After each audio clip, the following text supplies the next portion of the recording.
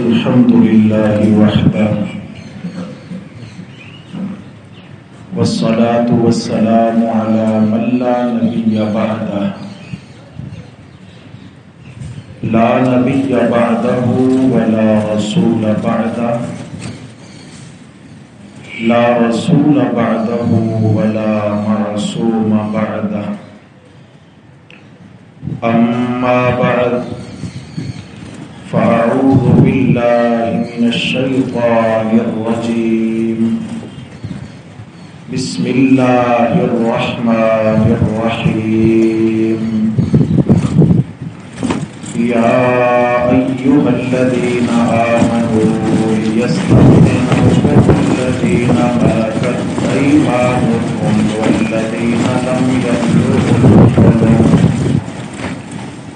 والذين لم يبلغوا الحلم منكم 3 مرات من قبل صلاة الفجر وحين تضعون ثيابكم من الظهيرة ومن بعد صلاة العشاء 3 عورات لكم ليس عليكم ولا عليهم جناح بعدهم طوافون عليكم بعضكم على بعض كذلك يبين الله لكم الآيات والله عليم حكيم.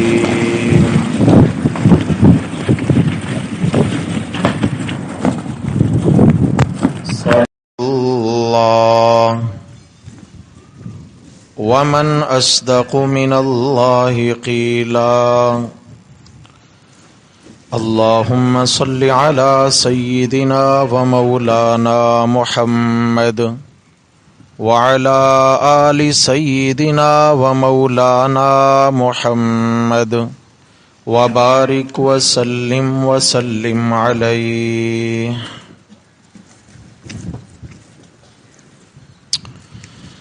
گرامی قدر سامعین حضرات محترم، آج کی ہماری نشست 18واں پارہ سورۃ النور، اس کی آیت نمبر 58 کے انشاءاللہ ضمن میں ہے. اس مبارک آیت میں اللہ تبارک و تعالی نے گھر کے اندر کے سسٹم کے متعلق کچھ باتیں تعلیم فرمائی ہیں. ایک گھر کے باہر کا معاشرہ ہے، ایک گھر کے اندر کا معاشرہ ہے.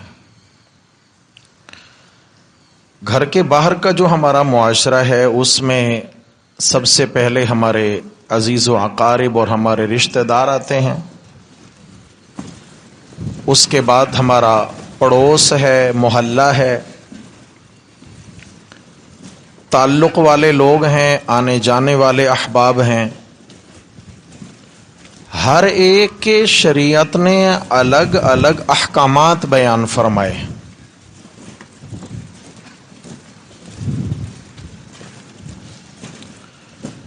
ہر ایک کے شریعت نے الگ الگ احکامات بیان فرمائے کہ گھر کے باہر کا جو معاشرہ ہے، پڑوس ہے، دوسرے عزیز و اقارب ہیں،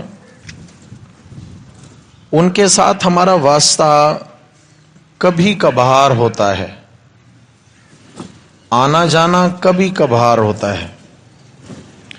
لین دین، معاملات، معاشرت یہ جز وقتی ہے، لیکن گھر کے اندر کا جو معاشرہ ہے وہ کل وقتی ہے.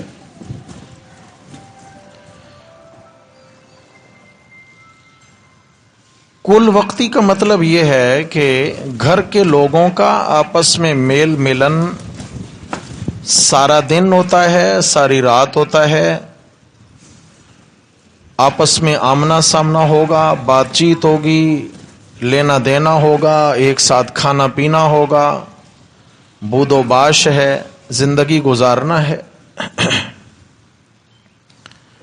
تو اس کے احکامات بالکل الگ تھلگ ہیں اور بہت حساس بھی ہیں، بہت زیادہ حساس بھی ہیں۔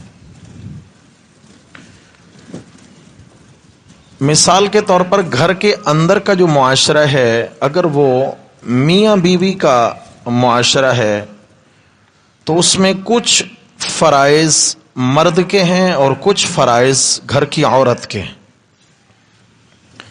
مرد اپنے فرائض لے کر چلے گا اور عورت اپنے فرائض لے کر آسن طریقے سے نبھائے گی تو گھر کا معاشرہ بہترین طرز پہ چلتا رہے گا۔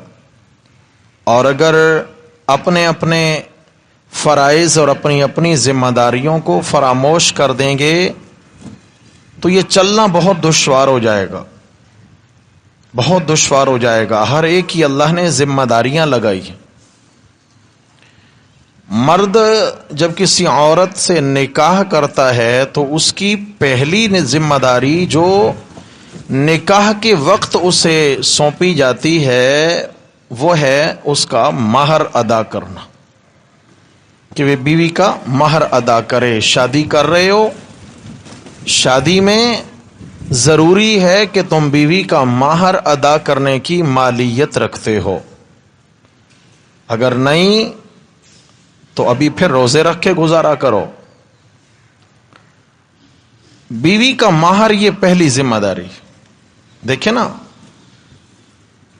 ہمارے یہ شکوے ہیں کہ جی نہیں، ساری ذمہ داریاں تو بیوی کہے میں اٹھا رہی ہوں، مرد کہے ساری ذمہ داریاں میں اٹھا رہا ہوں۔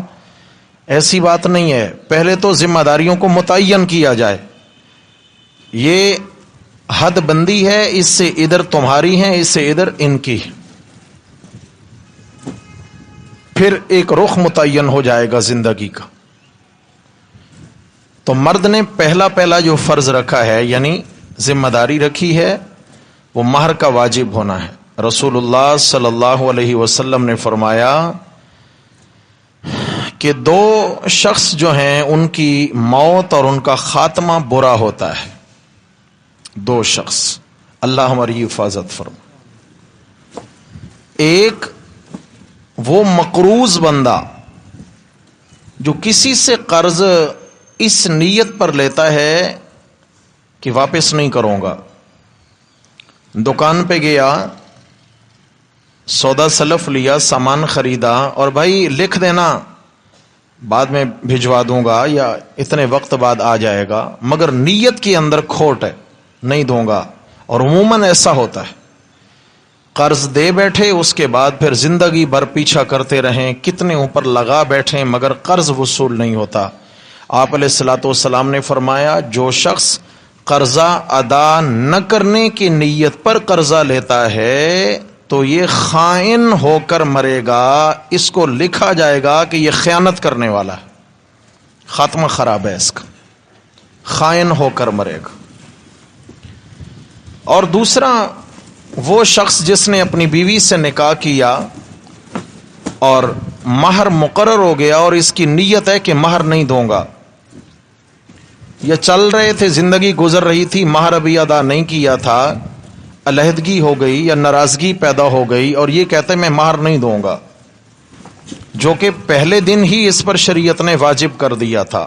ایک عورت نے اپنی عزت، اپنا سب کچھ اس کے سامنے رکھ دیا ہے، اس کے سپرد کر دی ہے اپنی زندگی، اور اس کے بدلے شریعت نے چند ٹکے، چند روپے، کیا حیثیت ہے ایک انسان کے وجود کے مقابلے میں، اس پر لازم کیے ہیں، اور یہ ان کی ادائیگی کے معاملے میں بھی لیت و لعل سے کام لے رہا ہے اور جی چرا رہا ہے۔ تو اللہ تبارک، آپ صلی اللہ علیہ وسلم نے فرمایا کہ اگر ایسا شخص بیوی کا مہر ادا کرنے کے معاملے میں جو دل میں کھوٹ رکھتا ہے، ادا نہیں کرتا اور اس حال میں موت واقع ہو جاتی ہے، تو اس کو بدکار لکھا جائے گا کہ یہ بدکار بن کر مرا ہے، یہ زانی بن کر مرا ہے۔ حالانکہ بیوی تو حلال کی تھی، لیکن کیا ہے، اس نے کام ان والا کیا ہے جیسے وہ مفت میں یا صرف کسی کی عزت سے کھیلنا اپنا حق سمجھتے ہیں. تو گویا اس نے بھی اپنی بیوی کو ایسا ہی سمجھا تھا. مہر ادا اگر نہیں کیا تو میرے بھائیو دیکھیے، پہلی ذمہ داری جو شریعت نے رکھی تھی وہ کیا تھی؟ مرد کے ذمہ مہر ادا کرے. اس کے بعد نان نفقہ ہے، رہائش ہے، کھانا پینا، علاج معالجہ، کپڑا، رہائش، یہ بیوی کی ذمہ داریاں نہیں ہیں. یہ سب مرد اس کو ان کا انتظام کر کے دے گا. اگر یہ نہیں کر سکتا تو اس کو شادی کرنے کا کوئی حق نہیں پہنچتا. مرد گھر میں پڑا ہے، عورت بیچاری مزدوری کر رہی ہے، وہ لوگوں کے گھر میں کام کاج کر رہی ہے، اور یہ گھر میں پڑا ہوا ہے. اس کو کوئی پرواہ ہی نہیں ہے کہ میں اپنے بیوی بچوں کا جو ہے نا وہ ذمہ دار ہوں، کفیل ہوں ان کا، اللہ تعالیٰ کی طرف سے مجھے مقرر کیا گیا. نہیں میرے بھائیو، یہ اللہ کی ناراضگی والا معاملہ ہے، بڑی سخت ناراضگی کا سبب ہے یہ کام. تو ذمہ داری ہے بیوی بچوں کا خرچہ اٹھانا. لیکن خرچے سے کیا مراد ہے؟ خرچے سے مراد شاہ خرچیاں نہیں ہیں. ہم خرچے سے مراد سمجھتے ہیں کہ بیوی جب جی چاہے وہ کہے میں تو شاپنگ کے لیے جا رہی ہوں بازار میں، اور وہاں کئی ہزاروں کی شاپنگ کر کے لے آئے، 10 ہزار کا ایک سوٹ خرید کر کے لے آئے، اور کہے بھئی یہ تمہاری ذمہ داری ہے. مجھے کوئی یہ ذمہ داری نہیں ہے، یاد رکھنا، کوئی یہ ذمہ داری. ہاں، جس ویلیو کا لباس مرد خود استعمال کرتا ہے اس ویلیو کا لباس وہ بیوی کو پہنانے کا تو ذمہ دار ہے، لیکن اس سے زیادہ کا ذمہ دار نہیں ہے. کہ یہ کہے یہ سوٹ تو میں نے پہلے ایک ایونٹ میں پہن لیا تھا، عورتوں نے یہ سوٹ دیکھا ہوا ہے، اب اگر میں یہ پہن کر کے جاؤں گی تو سب بولیں گی یہ تو پہلے بھی تو نے ایک بار پہنا تھا، لہٰذا یہ تو پہلے عورتیں دیکھ چکی ہیں، لہٰذا اب میں نہیں پہنتی. اللہ اکبر، اللہ اکبر. یاد رکھیے، اس طرح احادیث میں بڑی سخت وعیدیں ہیں. آپ علیہ السلام نے فرمایا کہ جو مرد یا جو عورت، یہ حدیث سنا رہا ہوں، جو مرد یا جو عورت نام و نمود کا لباس پہنے، دکھلاوے کے لیے عالی لباس پہنے، مرد ہو یا عورت ہو، دن قیامت کی اللہ تعالیٰ ان کو اسی طرح کا قیمتی لباس تو پہنا دیں گے، لیکن البتہ اس لباس میں سے جہنم کی آگ بھڑک اٹھے گی. لباس تو بدن پہ آ جائے گا، لیکن آتے ہی کیا ہوگا؟ جہنم کی آگ بھڑک اٹھے گی. تو اس لیے جو نام و نمود اور تفاخر کا لباس ہے اس سے منع کیا گیا ہے، منع کیا گیا ہے. آپ علیہ السلام سے پوچھا گیا یا رسول اللہ متکبر کون ہے؟ یہ تکبر کرنے والا، غرور کرنے والا کون ہوتا ہے؟ آپ علیہ السلام نے فرمایا بطر الحق و غمت الناس. اس کی دو نشانیاں ہیں متکبر کی. بطر الحق، حق اس کے سامنے بیان کیا جائے تو یہ اکڑ جائے، انکار کرے حق کا، میں نہیں مانتا، یہ قرآن و سنت کی بات ہے مگر میں نہیں مانتا. کیوں جی؟ بس میری مرضی، میں نہیں مانتا. یا کیا ہے، یہ شریعت کا مسئلہ تو ہے مگر ہماری طبیعت کے خلاف ہے، ہم نہیں مانتے. یہ دین کا حکم تو ہے لیکن کیا ہے کہ بھائی دین اتنا مشکل ہے، اس شریعت کو کون فالو کر سکتا ہے، نہیں مانتے. تو فرمایا بطر الحق، یہ متکبر ہے. اور اللہ نے فرمایا بئس مثوى المتکبرین، تکبر کرنے والوں کا ٹھکانہ انتہائی بدترین ہے، بدترین ٹھکانہ ہے دن قیامت کی. اور دوسری نشانی بیان کی غمت الناس، لوگوں کو حقیر سمجھنا. اچھا لباس پہن کر ہلکے لباس والوں کو حقیر جانے، اچھی گاڑی میں سوار ہو کر پیدل والوں کو یا اپنے سے ہلکی گاڑی والوں کو حقیر جانے، اچھے گھر میں رہ کر کچے گھر میں رہنے والوں کو حقارت کی نگاہ سے دیکھے، عمدہ کھانے کھا کر روکھی سوکھی کھانے والوں کو حقارت کی نگاہ سے. فرمایا یہ متکبر ہے اور اس کا خاتمہ بڑا خطرناک ہے. وہ حدیث شریف میں آیا نا کہ جنت اور جہنم کا آپس میں مناظرہ ہوا. جنت نے کہا میری شان زیادہ ہے، دوزخ نے کہا میری شان زیادہ ہے. دلیلیں دینے لگی ایک دوسرے کو. اللہ تبارک و تعالیٰ نے فرمایا کیوں جھگڑ رہی ہو؟ ایک کہتی ہے یا اللہ میں بہتر ہوں، اور یہ کہتی ہے میں بہتر ہوں. فرمایا تیرے بہتر ہونے کی کیا دلیل ہے؟ تیرے بہتر ہونے کی کیا دلیل ہے؟ دوزخ سے پوچھا گیا تو دوزخ نے کہا کہ یا اللہ دیکھیے آپ نے جنت میں تو فقیروں غریبوں کو بھیجنا ہے، اور میرے اندر بڑے بڑے لینڈ لاٹ آئیں گے، بڑے بڑے دنیا دار آئیں گے، بادشاہ آئیں گے، وزراء آئیں گے، حکمران آئیں گے، ہاں جی، دھن دولت والے لوگ آئیں گے، متکبرین آئیں گے میرے اندر، لہذا میری شان زیادہ ہے۔ اور جنت نے کہا یا اللہ میرے اندر جو کہ غریب فقیر قسم کے، ہاں جی، کمزور قسم کے لوگ آئیں گے، لہذا شان میری زیادہ ہے۔ تو اللہ تبارک و تعالیٰ کی طرف سے یہ حکم آیا کہ جنت کا مقام اس لیے زیادہ ہے کہ اس میں عاجزی کرنے والے لوگ ہوں گے۔ کون ہوں گے بھائی؟ اس میں عاجزی کرنے والے لوگ ہوں گے۔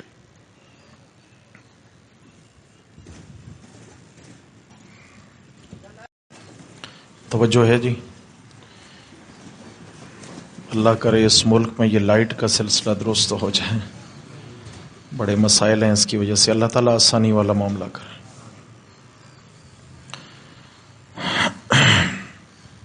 تو عرض یہ کر رہے تھے کہ مسلمان مرد و عورت کے ایک دوسرے پر حقوق ہیں، اور اگر وہ حقوق احسن طریقے سے ادا ہوتے رہیں تو گھر کا نظام بہت اچھا چل سکتا ہے۔ خرابی یہی واقع ہوتی ہے کہ جب ایک دوسرے کی ذمہ داریاں، یعنی اپنی ذمہ داریاں جب دوسرے پہ ڈال دی جاتی ہیں، خرابی یہاں سے واقع ہوتی۔ گھر کے باہر کی جتنی ذمہ داریاں ہیں وہ مرد کی ہیں، کما کے لانا، رہائش کا انتظام کرنا، کھانا پینا، کپڑا، علاج، معالجہ، باہر کے لین دین، خوشی غمی، یہ سب مرد کی ذمہ داریاں ہیں۔ عورت جو ہے نا، لفظ عورت اس کا معنی ہی عربی میں پردہ ہے۔ عورت چھپی ہوئی چیز، ستر عورت یعنی ستر کا چھپانا، عورت یعنی عورت کا دوسرا نام ہی پردہ ہے۔ تو عورت جب تک اپنے گھر کی چار دیواری میں پابند رہے گی تو تب تک کیا ہے، گھر کے حالات درست رہیں گے، معاشرے کے حالات درست رہیں گے۔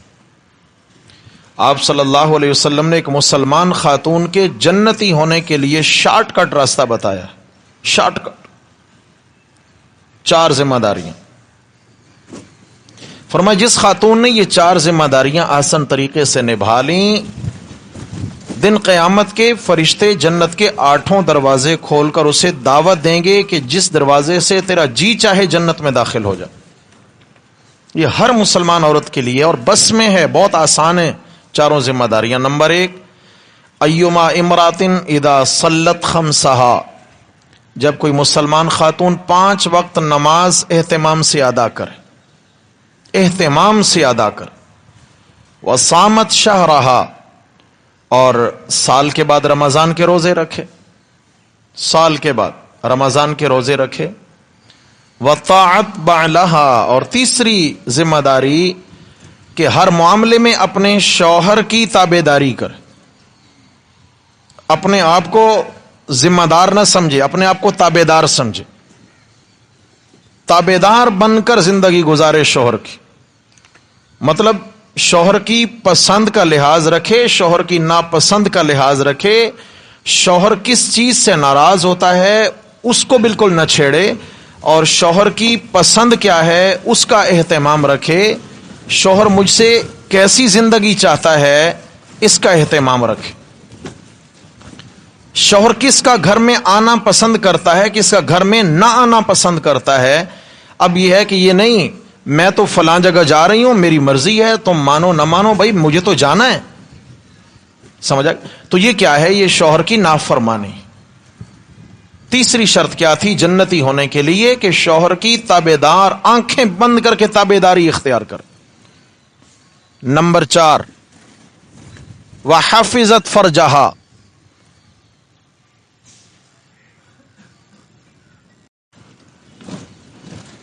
ایک مسلمان خاتون کا جنت میں جانے کے لیے جو اللہ تعالیٰ نے دنیا میں ایک نصاب مقرر کیا ہے کہ اس نصاب پہ چلے گی، اس نصاب کو اپنائے گی تو جنت آسان ہے۔ نمبر 1، 5 وقت کی نماز ادا کرے، سال بعد رمضان کے روزے رکھے، نمبر 3 اپنے شوہر کی اطاعت کرے، شوہر کی مان کر چلے۔ آج سب سے بڑا بگاڑ یہی ہے کہ منوانی ہے، ماننا نہیں ہے۔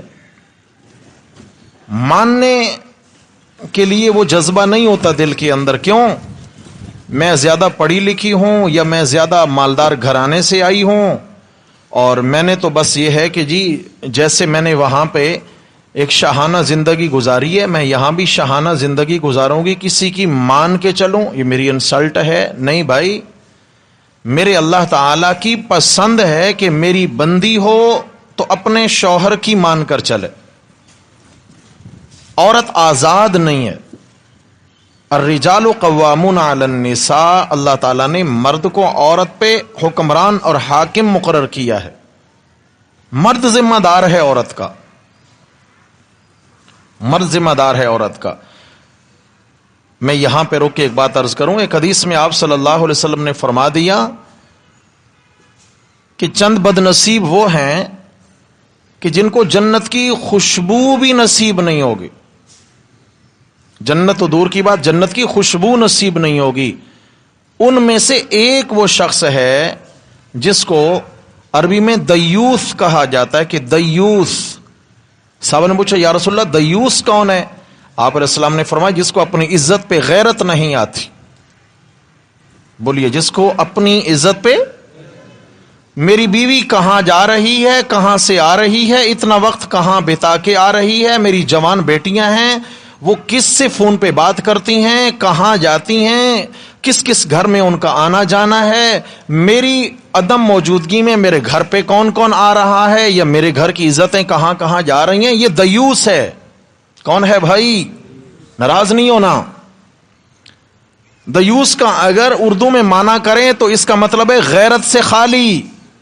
ہاں، کیا معنی غیرت سے؟ تو آپ علیہ السلام نے فرمایا اللہ تعالیٰ نے جنت بے غیرتوں کے لیے نہیں بنائی، جنت ایمان والوں کے لیے ہے۔ اور آپ نے فرمایا لا ایمان لمن لا غیرت لہ، جس میں غیرت نہیں اس میں ایمان نہیں۔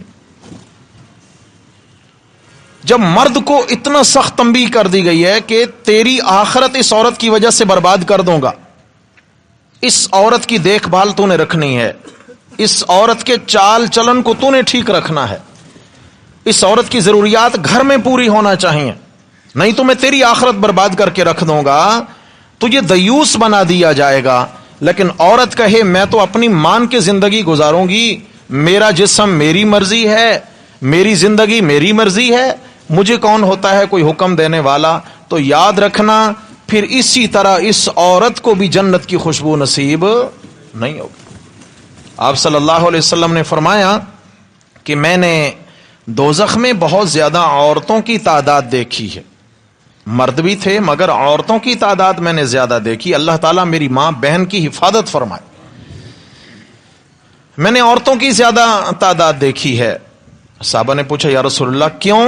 آپ نے فرمایا ان کے اندر 2 قصور ہیں۔ ایک تو یہ ہے کہ یکفرنا، وہ ناشکری بہت زیادہ کرتی ہیں، ناقدری، ناشکری، بات بات پہ ناشکری۔ نمبر 2 لان تان زیادہ کرتی ہیں۔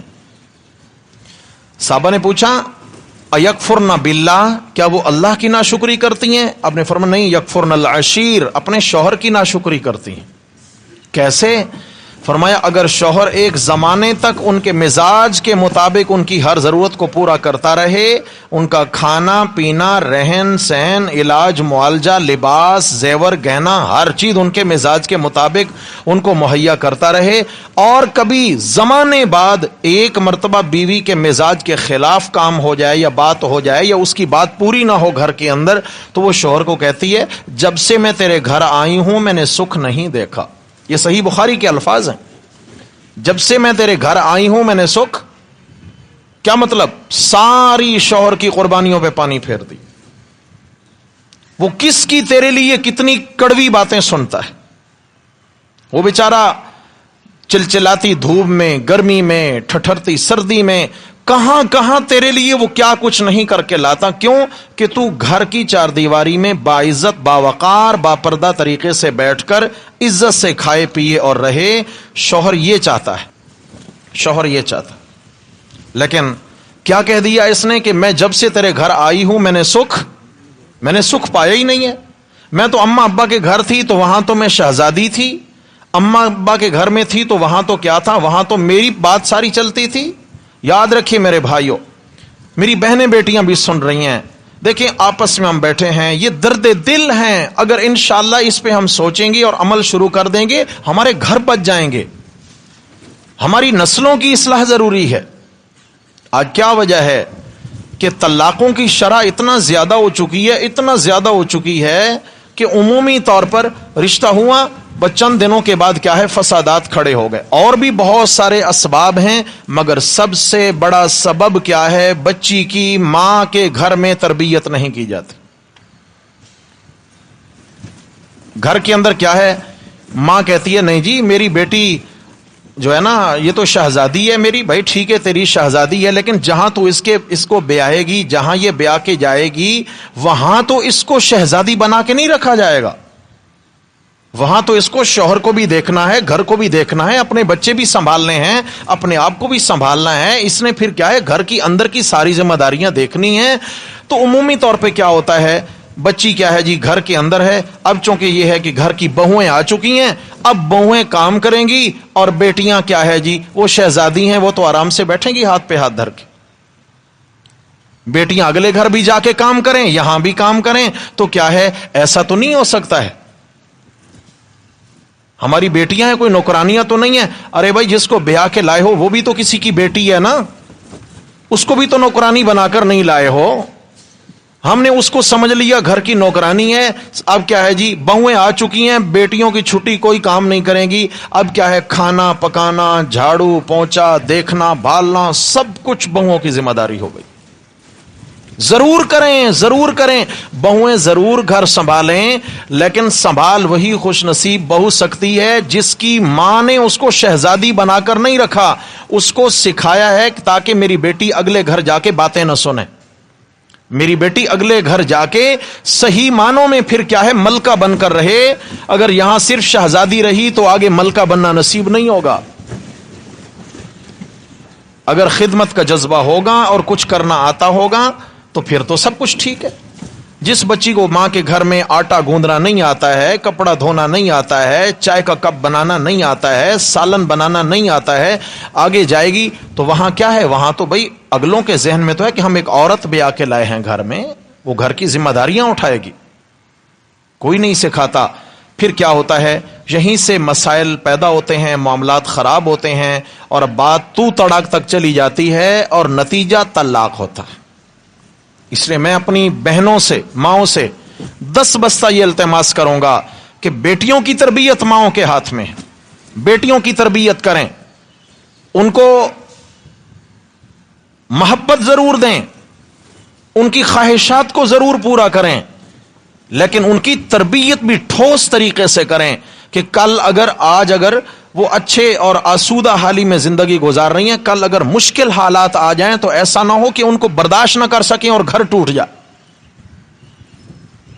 اس لیے مت سوچیں کہ آگے جا کے ہماری بیٹیاں سیکھ جائیں گی، اپنے گھر سے سکھائیں. طاعت ما لہا، شوہر کی تابعداری کیا چیز ہے.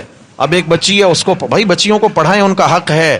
مگر ایک بچی ہے، اس نے ماسٹرز کر لیا، اس نے پی ایچ ڈی کر لیا، اس کے پاس طرح طرح کی ڈگریاں ہیں. اب ڈگریوں کا بیگ بھر کے اگر وہ جو ہے نا سسرال میں لے گئی ہے اور شوہر کہتا ہے کہ مجھے چائے بنا کے دے، یہ کہتا ہے میرے پاس تو AA کی ڈگری ہے، یہ کہتی ہے میرے پاس تو PhD کی ڈگری ہے.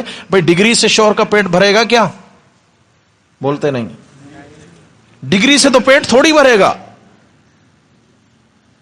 نام لکھنا نہیں آتا، خدا کی قسم پڑھی لکھی نہیں ہے، مگر ماں نے اس کو شوہر کا مقام سمجھا دیا ہے، ماں نے اس کو بڑوں کو عزت دینا سکھا دیا ہے، ماں نے اس کو خدمت کا جذبہ سکھا دیا ہے. اللہ کی قسم یہ 1000 تعلیم یافتہ عورتوں سے بدرجہ بہتر ہے اللہ کی نظر میں.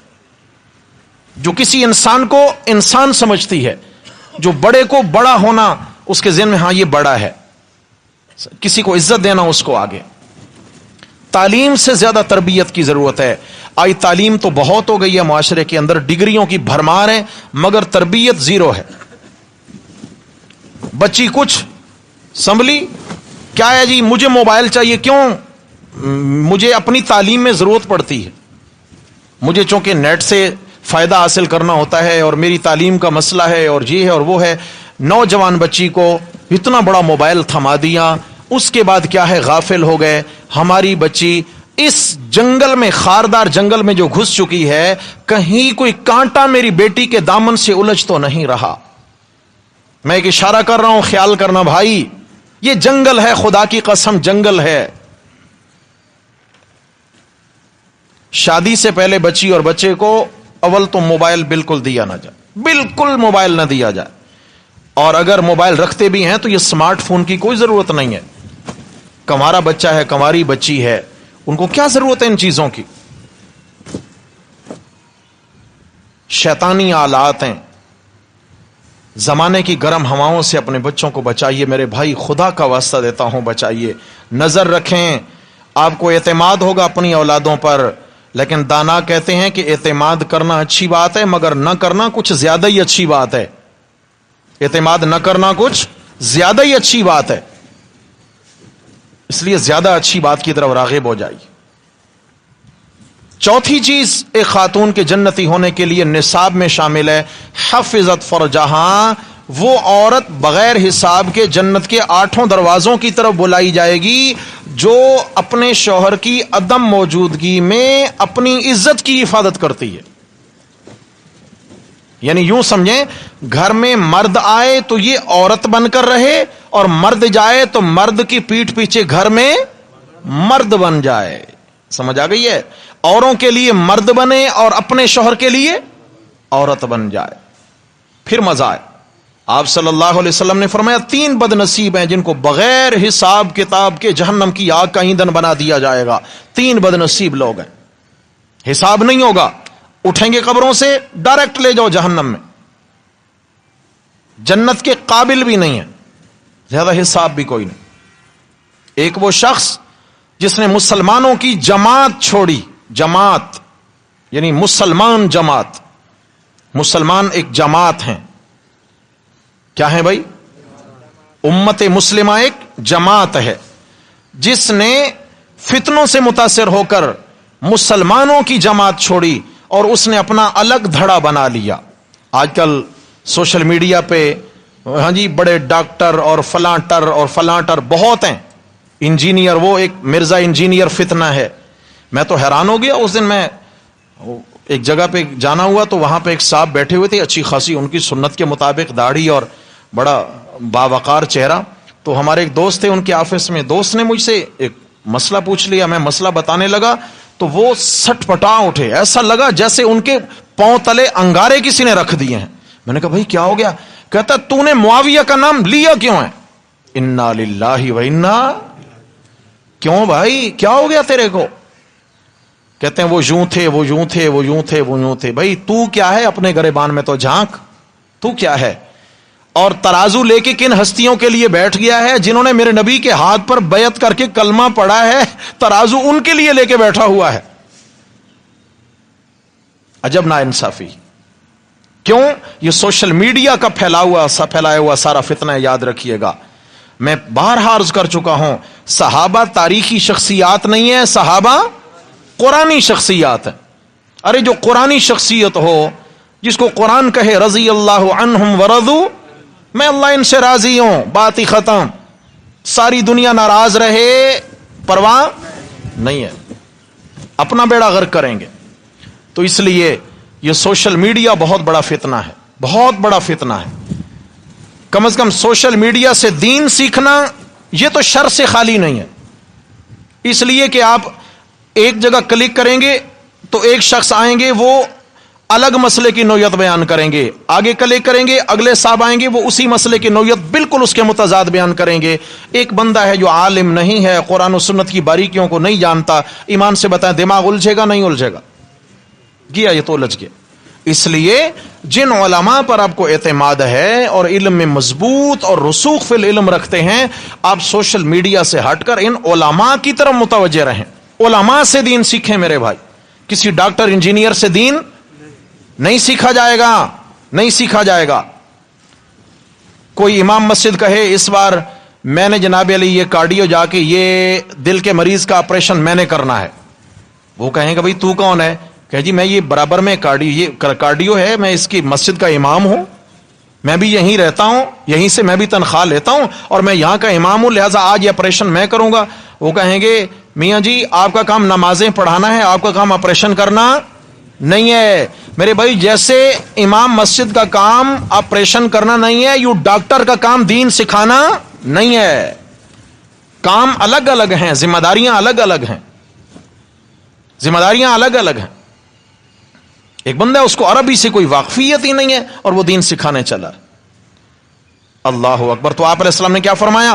3 بدنصیب ہوں گے جن کو بغیر حساب کے جہنم میں ڈالا جائے گا. ایک وہ شخص جو مسلمانوں کی جماعت سے الگ ہو گیا, جس نے مسلمانوں کی جماعت چھوڑ دی, کہا کہ میں اپنا الگ دھڑا بناؤں گا, میری الگ جماعت ہوگی, میری الگ تنظیم ہوگی. نہیں, ایک حدیث میں آیا کہ جس نے جو جماعت سے نکل گیا, مسلمانوں کی جماعت سے نکل گیا, اس نے اپنے گلے سے اسلام کا کڑا اتار کے پھینک دیا. یعنی اسلام کے, وہ پہلے کیا اسلام کا کڑا اس کے گلے میں تھا, پابند تھا اسلام کا, اب اسلام سے وہ نکل چکا ہے. اور دوسرا وہ غلام جو اپنے مالک کی اجازت کے بغیر بھاگ گیا اور اسی حال میں اس کی موت واقع ہو گئی, یہ بھی بغیر حساب کے جہنم میں جائے گا کیونکہ یہ ماتحت تھا. اور تیسرا فرمایا وہ عورت جو اپنے شوہر کی پیٹھ پیچھے عزت میں خیانت کرتی ہے, وہ عورت بغیر حساب کے جہنم میں جائے گی جو اپنے شوہر کی پیٹھ پیچھے عزت میں کیا کرتی ہے بھائی؟ خیانت کرتی ہے. اللہ اکبر. اللہ, خطرناک معاملات ہیں. اس لیے میرے بھائیوں گھر سے سیکھیں, گھر سے سیکھیں. گھر میں ہر ایک کے حقوق ہیں, ہر ایک کے حقوق ہیں. اگر گھر میں بہو آئی ہیں تو بہو کی ذمہ داری ہے کہ وہ اپنے ساس سسر, اپنے شوہر, ان کی خدمت کو ثواب سمجھ کے کرے, ثواب سمجھ کے کرے. لیکن باقی دیوروں, دیورانیوں, جٹھانیوں, ان کی خدمت اس پہ لازم کوئی لازم نہیں ہے, کوئی لازم نہیں ہے. لیکن یہ بھی مطلب نہیں ہے کہ بوڑھی ساس بیچاری سارا دن کچن میں جل رہی ہے اور جناب علی جوان بہو بیٹھی ہوئی ہے سارا دن ٹیلی ویژن کے سامنے. بلکہ ٹیلی ویژن تو چلے, یہ تو لعنت ہے. یہ سارا دن اگر قرآن کھول کے تلاوت میں لگی ہوئی ہے, سارا دن اللہ کے ذکر میں لگی ہوئی ہے اور کہتی ہے کہ میں عبادت میں لگی ہوئی ہوں اور مجھے عبادت کا ثواب ہوگا, اگر بوڑھی ساس کو گھر کی نوکرانی اور خادمہ بنا کے رکھا ہے تو یہ عبادت اس کے منہ پہ مار دی جائے گی, یہ عبادت اس کے بھی منہ پہ مار دی جائے گی. اللہ تعالیٰ کے ہاں انصاف کے ضابطے ہیں. بہو کو نوکرانی نہیں بنانا اور ساس کو بھی نوکرانی, ہاں اس کو بھی ماں ہونے کا درجہ دینا ہے, اس کی بھی اپنی عزت ہے. لیکن بہو جو آئی ہیں اس کی بھی اپنی عزت ہے. سمجھ آ گئی ہے؟ بہو آئی ہے, اگر اس کو کچھ نہیں آتا, دین ہے, دنیا ہے, اس کو سکھائیں, اس کو سیکھنے کا موقع دیں. لازمی بات ہے ہر انسان, اب نئے گھر میں ایک بچی جا رہی ہیں تو ان کے مزاج کے عین مطابق تو اس کی تربیت نہیں ہوئی ہوگی, عادات میں, ترتیب میں, مزاجوں میں فرق ہوگا. تو اب یہ جب آتی ہے تو کیا ہے, اس کو پیار محبت سے سمجھائیں, بیٹا یوں کرتے ہیں, یوں کرتے ہیں, یوں نہیں کرتے, یوں نہیں کرتے. ایسا نہیں ہے کہ اگر وہ کھانا بنا لیا تو 10 لوگ اس میں سے کیڑے نکالنا شروع ہو جائیں. ہاں جی, اس نے اگر کوئی گھر کا کام کیا تو 10 لوگ اس پہ انگلی اٹھانے والے ہو جائیں. بھئی آپ نے اس کی رہنمائی کتنا کی ہے؟ یہ میں چند باتیں اس لیے عرض کر رہا ہوں کہ میرے بھائیو یہ اوور آل معاشرے کا رونا ہے. گھر میں جو اس وقت ناچاکیاں ہیں اس کے پیچھے یہ معاملات ہیں. بہرحال بہت اہم مسئلہ ایک عرض کرنا چاہ رہا تھا آج کی اس نشست میں, اور لائٹ بھی بہت گڑبڑ کر رہی ہے, اللہ تعالی حامی و ناصر ہوں. مسئلہ بہت اہم ہے میرے بھائی, مسئلہ بہت اہم. یہ جو جوائنٹ فیملی سسٹم ہے, یہ آیت میں نے پڑھی, اس کا اسی سے تعلق ہے. یہ جو جوائنٹ فیملی سسٹم ہے ہمارا عموماً ہر گھر میں چل رہا ہے, اس کی شرعی حیثیت کیا ہے, ذمہ داریاں کیا ہیں, کہاں تک جوائنٹ فیملی سسٹم میں رہنے کی اسلام اجازت دیتا ہے اور کس وقت اسلام جوائنٹ فیملی سسٹم کو توڑنے کا حکم دیتا ہے. ایک ہی گھر کی 4 دیواری کے اندر جس کی شادی ہو رہی ہے, آنے والی بہو اسی گھر میں, ہاں جی اگر 7 بیٹے ہیں, بھائی 7 بیٹے جو ہے نا, اماں ابا جب تک زندہ ہیں تو اس 4 دیواری میں رہیں گے, ساتھ رہیں گے, اور ایک ساتھ جو ہے نا جی ایک ہی ہنڈیا بنے گی اور ایک ساتھ کھانا ہوگا, ایک ساتھ دسترخوان ہوگا. اگر نہیں تو جو بھی بولے گا ہم اس سے ناراض ہیں. बूढ़े अम्मा अब्बा क्या कहते हैं, हम उससे, हमारी वो औलाद ही नहीं है, जाए हम उससे नाराज। भाई अम्मा अब्बा का मकाम है, इनका हुक्म है, लेकिन अल्लाह रसूल का भी हुक्म देखा है इस मामले में? मसला क्या है आखिर? मेरे भाइयों, एक बात तो ज़हन नशीन रहे, हमारे यहां जो ज्वाइंट फैमिली सिस्टम है, ज्वाइंट फैमिली सिस्टम क्या होता है कि एक बेटे की शादी की है उसी घर में, दूसरे की है उसी घर में, तीसरा उसी घर में, फिर एक ही घर के अंदर सारा कुछ चल रहा है। फिर एक बहू है, वो क्या है, वो अपने शौहर की तो खादमा है ही है, क्या है जनाब, सास ससुर की भी खादमा, देवरों की भी खादमा, उनकी देवरानियों की भी खादमा, और नंदों की भी खादमा, जेठानी की भी खादमा। घर में जितने हैं, बड़े से लेकर छोटे, छोटे से लेकर बड़े तक, औरत से लेकर मर्द तक, सबकी वो नौकरानी बनी हुई है, एक एक के लिए अलग अलग नाश्ता बना रही है। अब ये उठेगा तो इसके लिए नाश्ता बनेगा, बेटी कॉलेज जाएगी तो उसके लिए नाश्ता बनेगा, फलां साहब दुकान पे जाएंगे उसके लिए नाश्ता बनेगा। क्या ख्याल है, ये मामला देर तक चल पाएगा भाई? ईमान से बताएं जी, चल पाएगा? आप औरत को छोड़ दें, आप अपने आप को ले लें, मैं अपने आप को ले लूं, अगर कोई इस तरीके से हम पर जिम्मेदारियां डाल दें कि आपने हर एक का अलग अलग काम करना है, अलग अलग जिम्मेदारी, खबरदार अगर बोल भी पड़े तो, और काम भी करना है और सुनना भी पड़ेगी, आप लोग चल पाएंगे? मैं तो नहीं चल पाऊंगा। बोलो भाई जी, नहीं चल पाएंगे।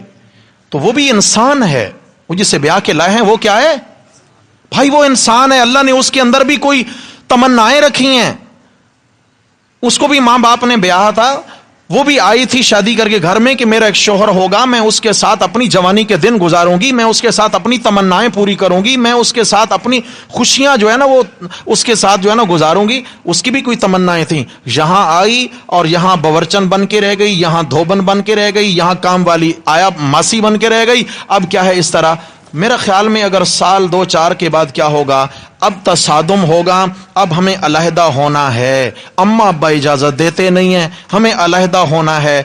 अब जब ये घर छोड़ के मियां बीवी अलहदा होंगे, मोहब्बत बाकी रहेगी? रिश्ता बचेगा? रिश्ते की भी सब कुछ खत्म, रिश्ते भी खत्म, आना जाना खत्म, मोहब्बतें खत्म, नफरतें पलने लगी हैं। अगर यही काम पहले दिन से कर लिया जाता, याद रखिए, शादी के बाद जो शरई हुक्म है वो ये है, मर्द की जिम्मेदारी है कि वो अपनी बीवी को अलग रखे। क्या करे जी? अलग। ये हुक्म है, मैं शरई हुक्म सुना रहा हूं। बीवी इसकी बन के आई है, उसने सारे घर के लोगों से निकाह नहीं की है। समझ आ गई है? हर एक जिम्मेदारियां और भी हैं, घर में जिम्मेदार लोग कुछ और भी हैं। तो क्या है मेरे भाइयों, घर के अंदर फैमिली सिस्टम जब तक ये हमारे अंदर जो राइज और मुरव्वज हैं इस तरह चलेगा तो घर नहीं चल पाएंगे, बिल्कुल घर नहीं चल पाएंगे। अब क्या है, घर में जनाब अली, अच्छा फिर रिश्तेदारियां हैं, बड़ा घर है जी, अब यहां पे ओ जनाब अली चचा भी आ रहे हैं, ताए भी आ रहे हैं, फिर जनाब अली फलां कजन, फिर फलां से कजन, फिर फलां से, वो कजनों का भी एक मेला लग जाता है। फिर क्या है जी, ये फलां की तरफ से रिश्तेदार हैं, ये फलानी के पीछे रिश्तेदार आ गए हैं। अब जनाब सारा दिन ये बेचारी कोलू के बैल की तरह चक्कर काटती रहे, कहां तक ये बच्ची चलेगी भाई? कहां तक ये मामला चलेगा? हाँ, अपने घर में होगी, शौहर की जिम्मेदारियां होंगी, तो क्या होगा, या तो यह है कि कोई शौहर का पीछे ताल्लुक वाला आएगा या बीवी का अपना कोई ताल्लुक वाला आएगा, तो उम्मीद है ये उसको भी देख लेगी, उसको भी बहुत आसानी से हो सकता है, बहुत आसानी से हो सकता है। लेकिन यहां अम्मा अब्बा नाराज होते हैं, अगर तुम घर छोड़ के गए तो फिर हमेशा के लिए हमारा मुंह ना देखना, कभी पलट के ना आना। इसमें अम्मा अब्बा सख्त गुनाहगार हैं, इसमें अम्मा अब्बा सख्त गुनाहगार हैं। कुरान मजीद की ये जो आयत है, मैं इसका तर्जुमा आपको सुना देता हूं। मेरे रब ने यहां क्या फरमाया, सूरह नूर की आयत नंबर 58 में यहां फरमाया कि अगर तुम ज्वाइंट फैमिली सिस्टम में रह भी रहे हो, वो तो एक दूर की बात है, वहां तो पर्दे हैं। अब लाजमी बात है, घर में एक जो औरत आई है तो उसका देवरों से पर्दा होगा नहीं होगा? वो देवरों के साथ कैसे एक सिस्टम में रह सकती है? कुरान कहता है रहना हराम है, नाजायज है, उसका पर्दा है। जेठ से देवर से उसका पर्दा है, पर्दा है उसका। फिर अगर दो बहुएं घर में आ गई हैं, एक के पीछे आ रहे हैं, फिर दूसरी के पीछे आ रहे हैं, फिर क्या है, ना इधर पर्दे रहे ना उधर पर्दे रहे, पता नहीं कहां कहां तक ये मामला फैल गया, परेशानियां बढ़ती चली गई। اس سے بڑھ کر قرآن نے کہا کہ گھر کے اندر جو نوعمر بچے ہوتے ہیں فرمایا ان کی تربیت تم نے کیسے کرنی ہے. بڑوں کا تو سلسلہ ہی الگ ہو گیا, چھوٹے بچے. قرآن مجید نے کیا کہا, یا ایھا الذین آمنوا لیستأذنکم الذین ملکت ایمانکم, اے ایمان والو تمہارے گھر کے جو نوکر وغیرہ ہوتے ہیں, جو خادم ہوتے ہیں, خادمائیں ہوتی ہیں, والذین لم یبلغوا الحلم, وہ بچے جو ابھی بالغ نہیں ہوئے, چھوٹے بچے ہیں, نوعمر ہیں, منکم تم میں سے, فرمایا ثلاث مرات, ان کو چاہیے کہ 3 اوقات خاص طور پہ ایسے ہیں کہ ان کو اجازت لے کر اندر آنا چاہیے. کیا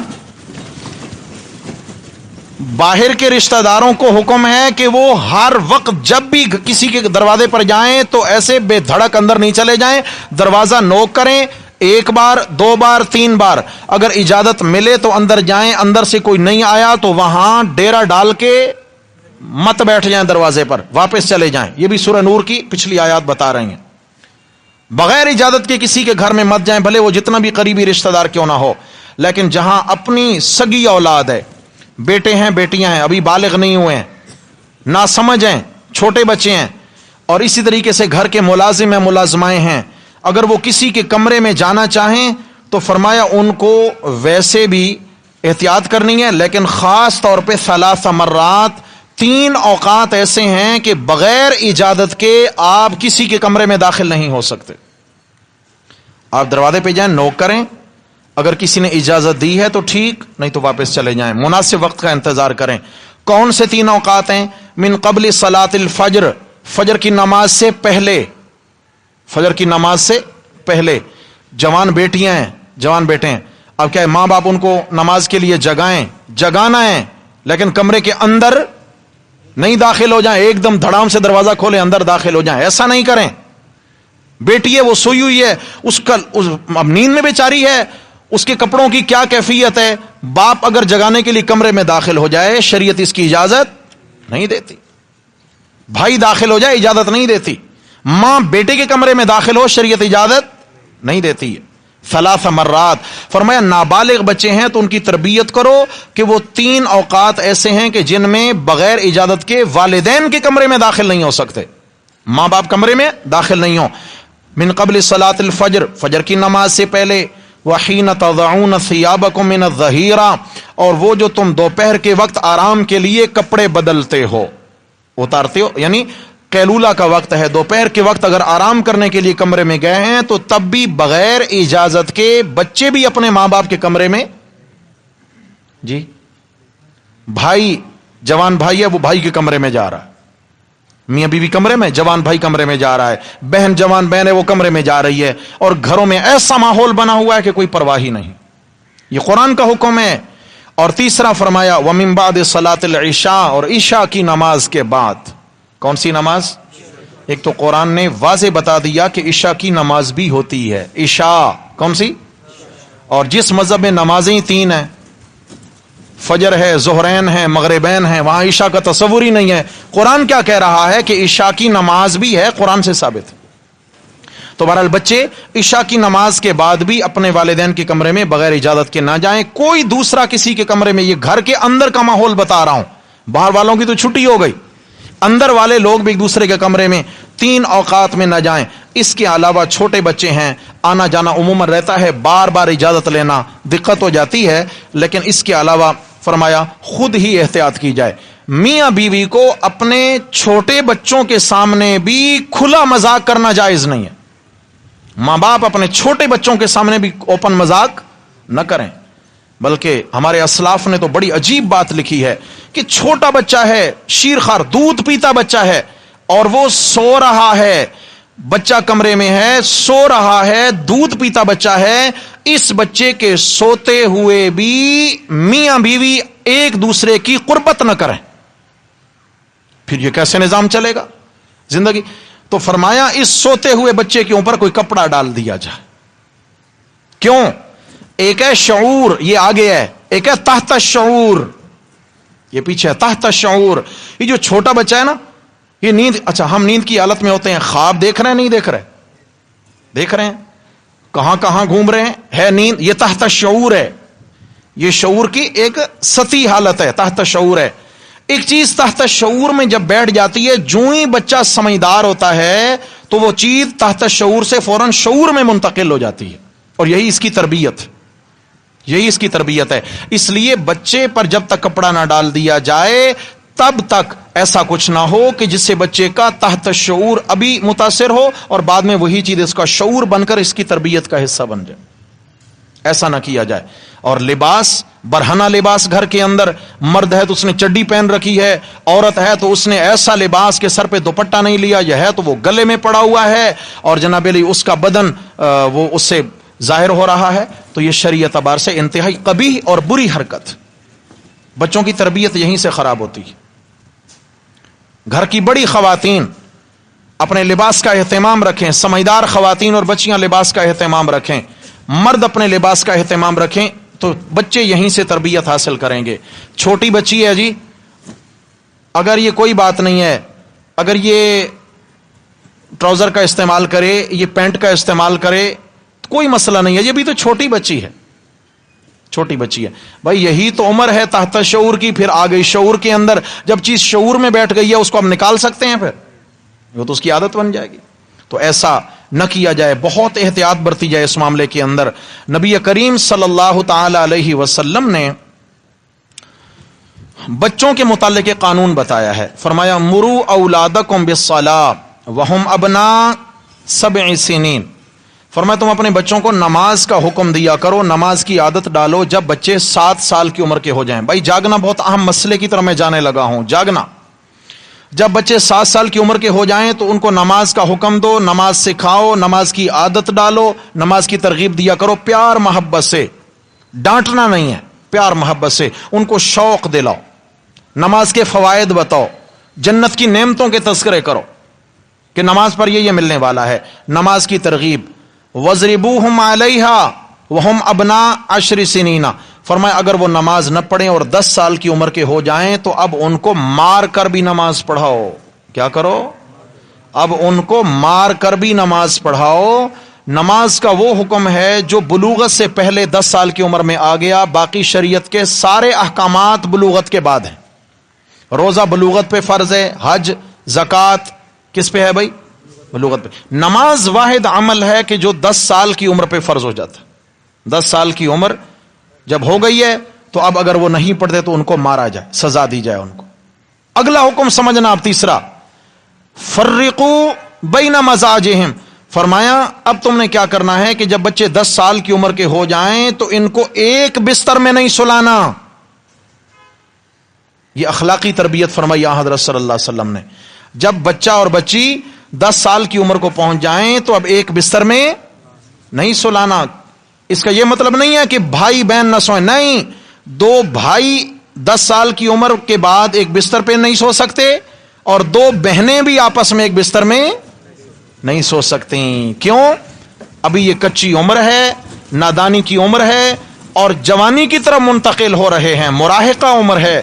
اس کے اندر یہ ہے کہ کہیں خدا نہ خواستہ تربیت میں خطا نہ ہو جائے، کہیں تربیت میں خطا نہ ہو۔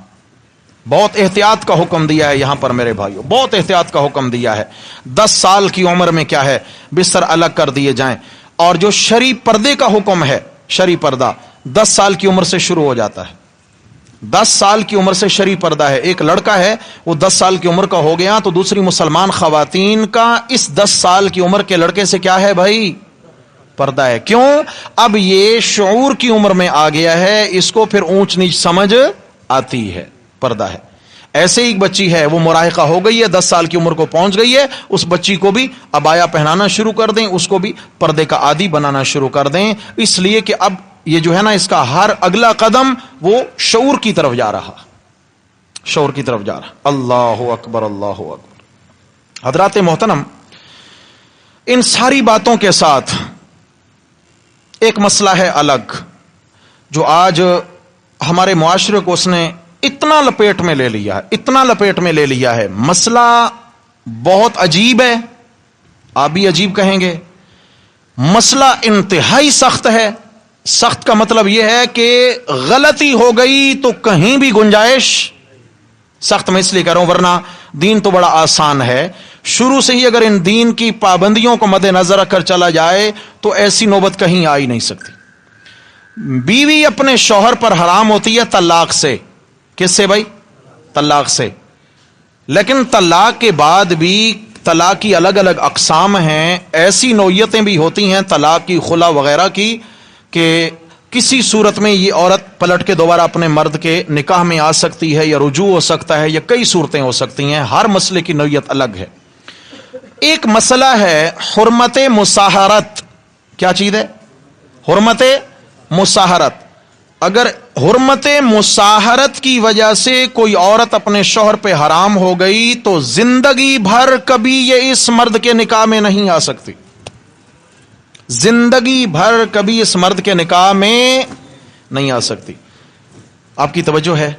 میری مائیں بہنیں بیٹیاں بھی توجہ کریں اس مسئلے پر. شریعت جو ہے نا، شریعت کے ہر حکم میں خیر ہے، اور شریعت کے سیکھنے میں کوئی شرم و حجاب نہیں ہے. لازماً سیکھنا چاہیے، بڑی تباہی سے بندہ بچ جائے گا.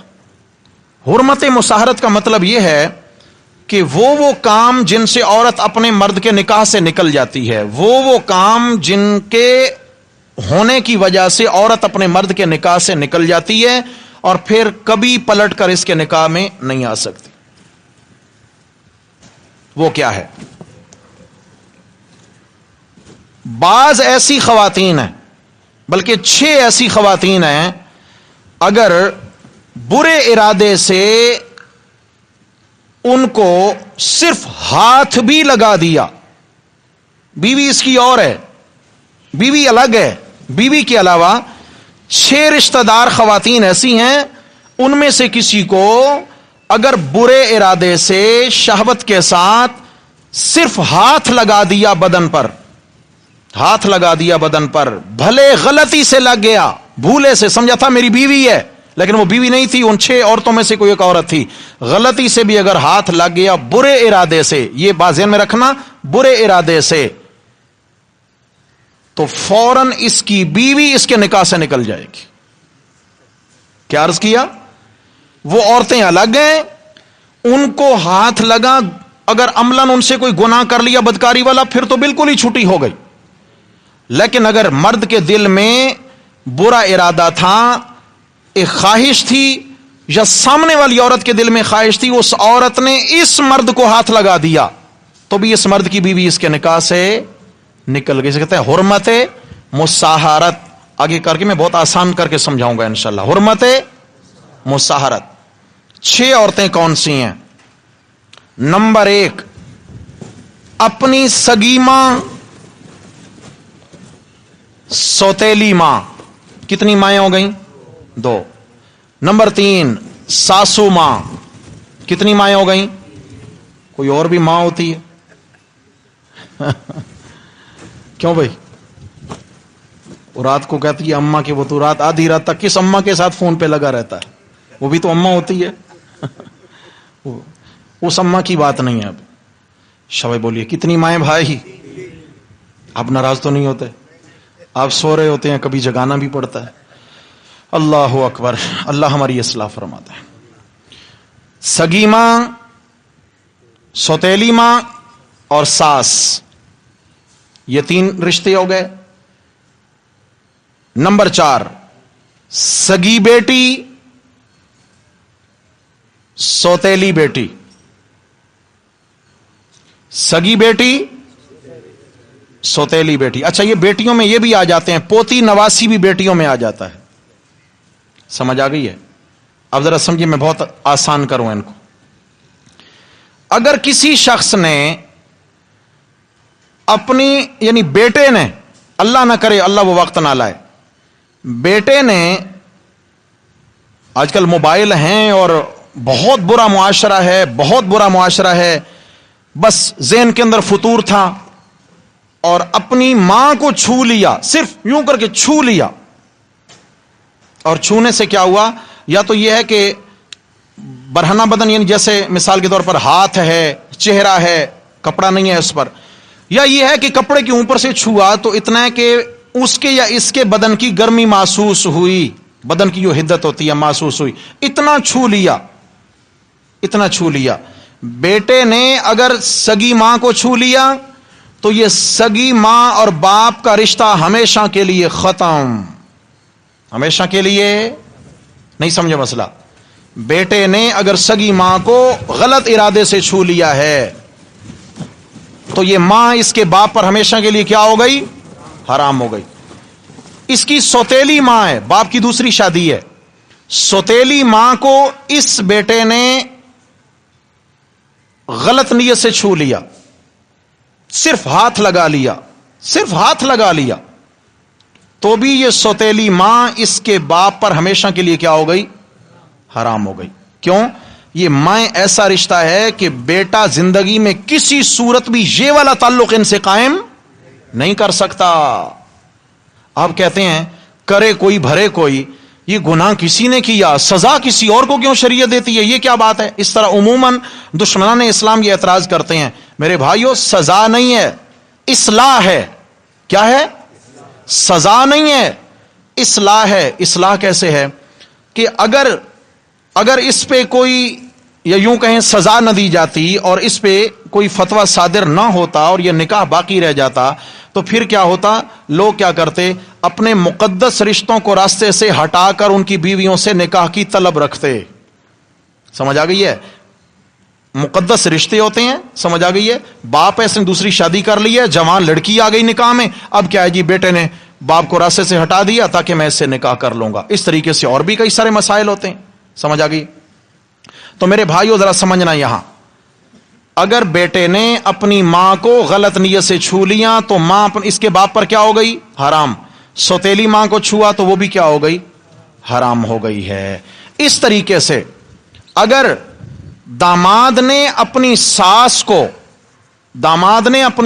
کو غلط نیت سے صرف چھو لیا ہے, غلط نیت سے صرف چھو لیا ہے, تو اس کی داماد کی جو بیوی ہے یعنی اس ساس کی بیٹی, اس کے نکاح سے فوراً نکل گئی, ہمیشہ کے لیے حرام ہو گئی.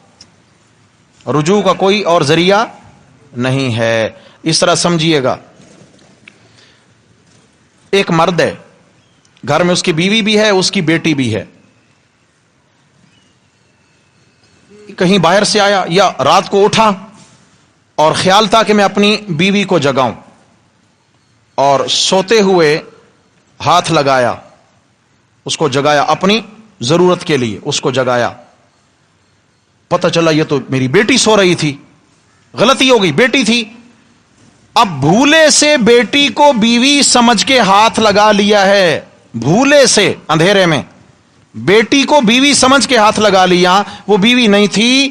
شریعت کہتی ہے کہ اس کی بیوی اسی وقت اس کے نکاح سے نکل گئی, ختم. بیٹی مقدس رشتہ ہے, کوئی معافی نہیں ہے. یہاں پر حرمت مساہرت آ گئی, حرمت مساہرت آ گئی. اللہ اکبر, اللہ اکبر. پھر سمجھیے, اس لیے یہ جتنے مقدس رشتے ہیں, کوئی بھی غیر محرم ہے اس کو سلام کریں, ہاتھ تو ملانے کی شریعت اجازت ہی نہیں دیتی. لیکن یہ جتنے مقدس رشتے ہیں, مائیں ہیں, بہنیں ہیں, بیٹیاں ہیں, ساس ہے, سمجھ آ گئی ہے, یا بہو ہے, کیا بہو ہے, تو ان رشتوں کو اگر سلام کرنا ہے, یہ محرم رشتے ہیں, سلام کرنا ہے تو فاصلہ رکھ کے سلام کریں, ہاتھ ملانے کی شریعت میں اجازت نہیں ہے, ہاتھ نہیں ملا سکتے. تو میں 6 رشتے بتا رہا تھا. نمبر 1, 3 مائیں ہو گئیں. کتنی؟ 3 مائیں ہو گئیں.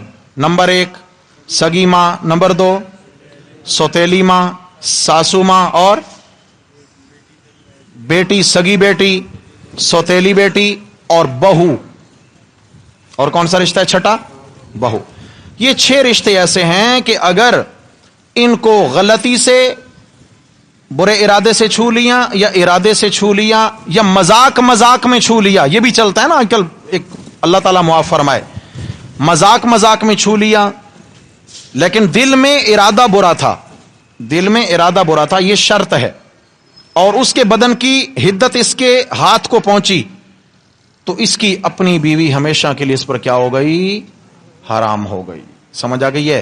بیٹے نے اگر ماں کو، سگی ماں کو یا سوتیلی ماں کو چھو لیا تو یہ دونوں عورتیں اس کے باپ پر کیا ہو گئیں؟ حرام ہو گئی ہیں. سمجھ آ گئی ہے؟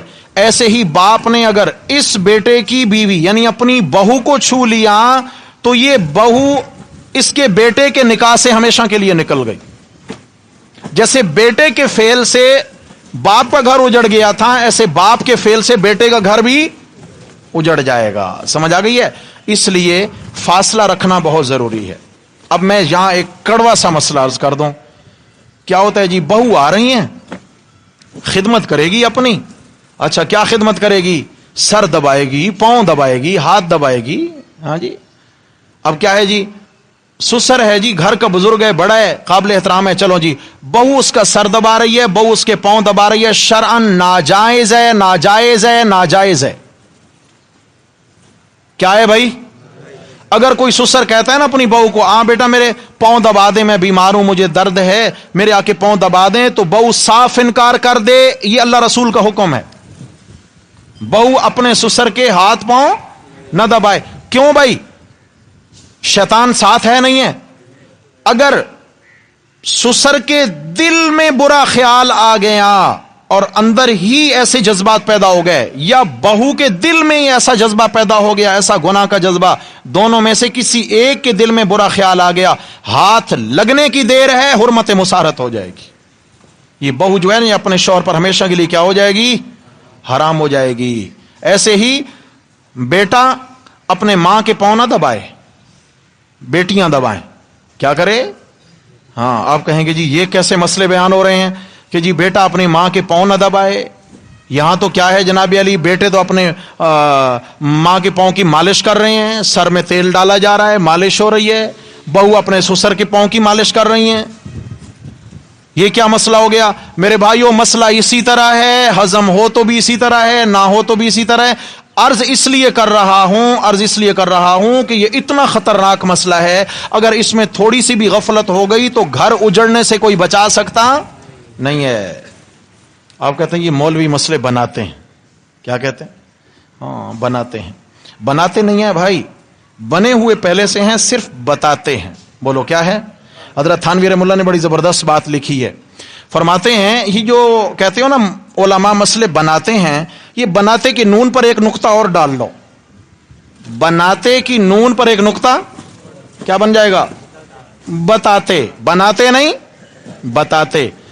بتانا، آپ کو کوئی کہتا ہے بھئی اس راستے پہ نہیں جانا، آگے دشمن گھات لگائے بیٹھا ہے اور تجھے قتل کرے گا، آپ اسی کو پکڑ لیں. اچھا تو مجھے مروانا چاہتا تھا؟ دانائی ہے بھائی، عقل مندی ہے، انصاف ہے. تو نے مجھے مروانا چاہا، مجھے بتا دیا کہ فلاں راستے پہ دشمن بیٹھا. انہوں نے کہا بھائی میں تجھے مارنا یا مروانا نہیں چاہ رہا، میں نے تجھے بتایا ہے کہ وہ تجھے مار دے گا. سمجھ آ گئی ہے؟ تو بھائی ہم آپ کو مار نہیں رہے، ہم بتا رہے ہیں کہ یوں کرو گے تو مر جاؤ گے، یوں کرو گے تو رشتے اپنی موت مر جائیں گے، بڑا نقصان ہو جائے گا. کتابیں تو بھری پڑی ہیں، کتابوں میں تو یہ مسائل لکھے ہیں، قرآن و حدیث میں تو یہ مسائل لکھے ہیں، لیکن صرف بتانے کی ضرورت ہے. بھائی کیا خیال ہے، یہ مسئلہ حساس نہیں ہے؟ کتنا حساس مسئلہ ہے. یہاں تو کیا ہے جی، کزن ہیں بغل گیر ہو رہے ہیں، یہ کزن ہیں گلے مل رہے ہیں، بہن بھائی گلے مل رہے ہیں، باپ بیٹی گلے مل. یاد رکھنا اگر کسی نے ان 6 رشتوں میں سے کسی ایک رشتے کی عورت کو اگر سر پہ بھی ہاتھ رکھا ہے شہوت کے ساتھ، یا سر پہ ہاتھ رکھا ہے اور دل میں کیفیت گناہ کی ہو گئی ہے، دل میں، شیطان دشمن ہے بھائی، شیطان وسوسے ڈال دے گا.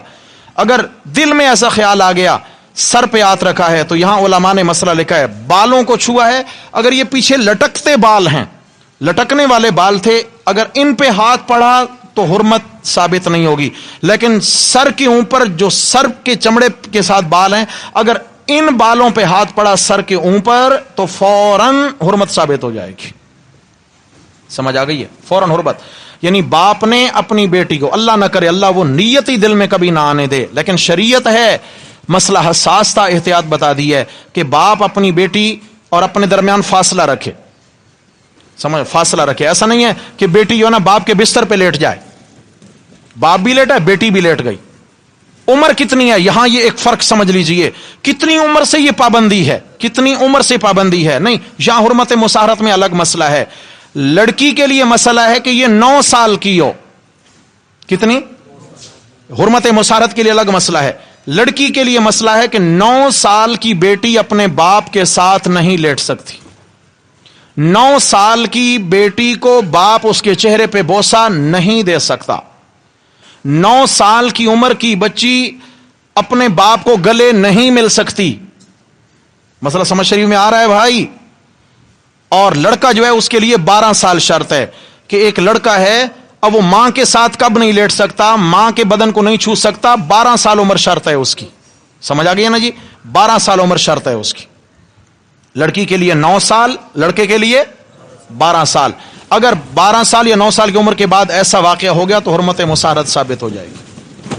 اس لیے تو نہیں قرآن نے کہا کہ اب کیا ہے, ان کے بستر الگ کر دیے جائیں. 10 سال کیا مطلب, 9 سال مکمل ہوئے, 10واں شروع ہوتے ہی بستر الگ. 9 سال اس لیے کہا, 9 سال ہے, 10واں سال شروع ہوتے ہی کیا ہے, بستر الگ کر دیا جائے, الگ سلایا جائے ان کو. احتیاطی تدابیر ہیں. اب اگلی بات عرض کروں, مسئلہ تو بڑا حساس ہے, اس سے بچا کیسے جائے, کوئی احتیاط بھی ہو. جی احتیاطیں ہیں, بہت اچھی اچھی احتیاطیں ہیں. حضرت تھانوی رحمہ اللہ نے احتیاط پہلی تو یہ لکھی ہے کہ اس کے لیے ضروری ہے کہ ہر ایک کا الگ الگ بستر متعین ہونا چاہیے. یہ چارپائی فلاں کی, یہ فلاں کی, یعنی اس جگہ چارپائی فلاں کی ہوتی ہے, اس جگہ فلاں کی, اس جگہ فلاں کی ہوتی ہے. سمجھ آ گئی ہے. مثال کے طور پر اگر ایک گھر کا مرد ہے, اس کی بیوی کا ایک بستر ہے, اب اس بستر پر یہ 6 رشتوں والی عورتوں میں سے کوئی بھی مت لیٹے. اس مرد کی بیوی کے بستر پر اس کی بیٹی بھی نہ لیٹے, اس کی ماں بھی, اس کی ساس بھی نہ لیٹیں, بیٹیاں بھی نہ لیٹیں اس کے بستر پر. کیوں؟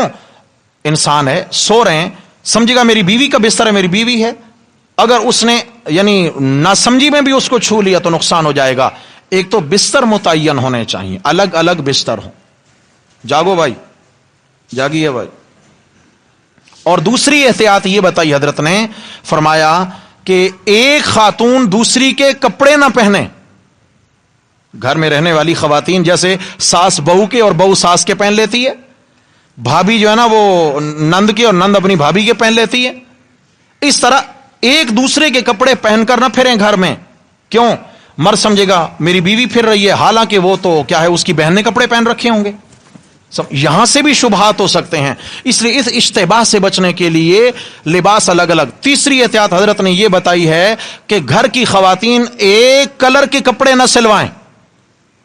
گھر کی خواتین ایک کلر کے کپڑے نہ سلوائیں, ایک دوسرے کے بھی نہ پہنے اور ایک کلر کے نہ. کیا مطلب ہے؟ ہر ایک کے کپڑے الگ الگ متعین ہوں گے. گھر میں پتا ہوگا کہ یہ فلاں بیٹی کا کپڑا ہے, یہ فلاں کا, یہ فلاں کا ہے, تو پھر پہچاننے میں غلطی نہیں ہوگی. احتیاطی تدابیر بتلائی گئی.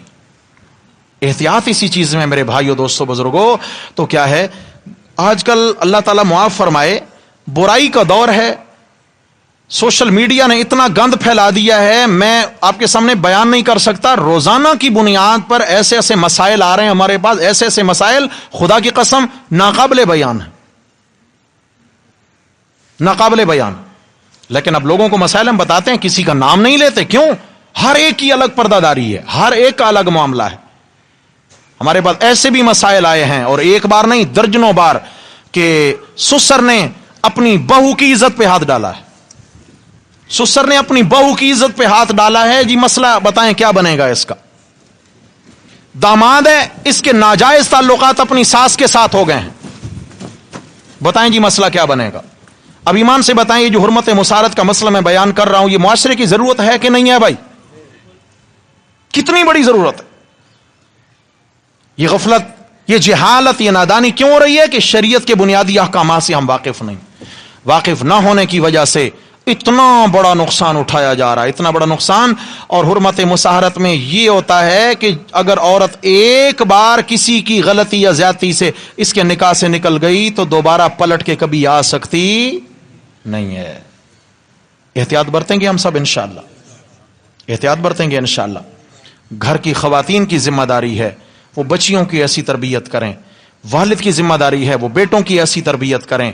ہم سب کی تربیت کی ضرورت ہے. ہم سب سیکھیں ان احکامات کو, ان شرعی مسائل کو. انشاءاللہ ہم سیکھ کے چلیں گے. اللہ تعالی عمل کی توفیق عطا فرمائیں گے. اللہ تبارک و تعالی ہمارے گھروں کی عزتیں سلامت رکھیں گے انشاءاللہ تعالی. جو کچھ کہا سنا اللہ تعالی اپنی بارگاہ میں قبول فرمائیں. اللہ تبارک و تعالی ہر قسم آن سے تباہی سے بچنے کی توفیق عطا فرمائیں. اقول قولی ھذا استغفر اللہ واتوب الیہ. سوال ہے کوئی؟ شادی شدہ لڑکی کے والد کا انتقال ہو گیا, 18 دن ہو چکے ہیں, لڑکی ابھی تک اپنے والد کے گھر پر ہے, کیا اتنے دن والد گھر پر رہنا؟ نہیں جی. یہ پوچھنا یہ چاہ رہے ہیں کہ ایک بچی ہے وہ شادی شدہ ہے اور اس کے والد کا انتقال ہو گیا اور انتقال کو ہو گئے 18 دن, تو کیا ابھی بھی وہ والد کے گھر پہ رہے؟ اگر اس کے شوہر کی طرف سے مطالبہ ہے کہ واپس آ جاؤ, شوہر کی طرف سے مطالبہ ہے کہ واپس آ جاؤ, تو اب اس کا وہاں رہنا جائز نہیں ہے, جانا چاہیے. لیکن اگر شوہر نے اپنی دلی خوشی سے اس کو اجازت دے رکھی ہے کہ تم وہاں رہو تاکہ تم اپنی ماں کو حوصلہ دو, چھوٹے بہن بھائی ہیں تو ان کو حوصلہ دو, شوہر نے اپنی اجازت سے اگر وہاں ان کو رکھا ہوا ہے تو پھر کوئی حرج نہیں ہے, پھر شرعاً جائز ہے. لیکن یہاں شوہر کی مرضی کا پھر بھی لحاظ رکھا جائے گا.